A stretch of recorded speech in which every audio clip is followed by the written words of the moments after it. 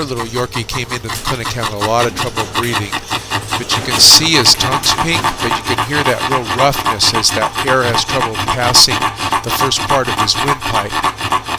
And later on you'll hear him cough like Yorkies do when they have a collapsing trachea.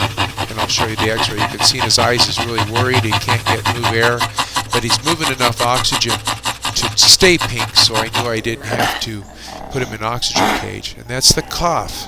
The honking cough they use when they have a collapsing trachea.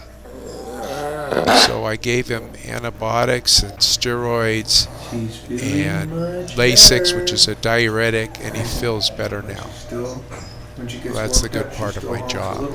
I love to help him feel better. Don't you? What are you doing? What are you? The x-ray, you can see the spine is above my finger. The lung field has got splotchy dark and light patches in it. The heart is in the middle of the lung field, and the trachea or windpipe goes down to the heart. The trachea does have a big bend right where my finger is and narrows as it goes down to the heart, and that's what's causing this little Yorkie to have so much trouble. As he breathes, he's trying to move the air past the bend and to the lungs, and it's collapsing and getting very narrow in the middle section.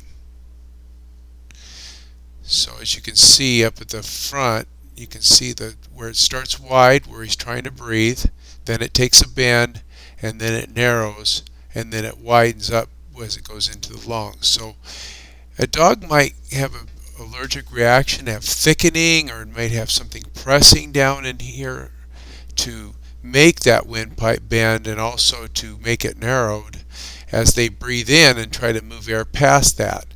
But the lungs look fairly inflated. There's black in there that say the lungs are trying to work. So it looks like this poor Yorkie either has an allergic reaction or a little infection that's causing him to have so much trouble breathing.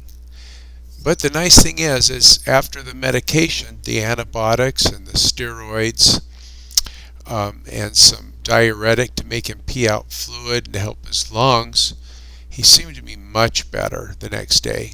So we'll recheck him and see if there's anything that needs to be looked at as far as where the bend is. But the antibiotics for 2 weeks should take care of any infection. The prednisone should take care of any inflammation. And the diuretic should take care of any fluid that builds up. Cough syrup, because coughing will irritate the sensitized windpipe and larynx and vocal cords and could make it swell up and cause him trouble breathing again. If your dog is breathing this hard, it could be that he's having an allergic reaction and is to pollens and molds, or got something stuck in his mouth. So you want to see if the tongue is bluish. Take him right down to the clinic right away. That means that he's not getting enough oxygen, or she.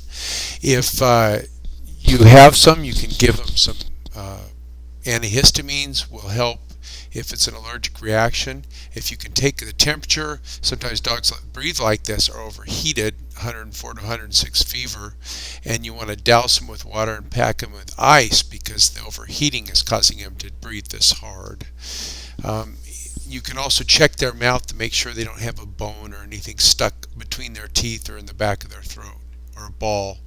But that's hard. Don't get bit. So dogs can have allergic reactions. They can overheat, and it causes this kind of breathing. If you want to check on all the type of antihistamines you can use, I have the dosages at dogdishdiet.com under 11 practical home remedies to the right of the blog.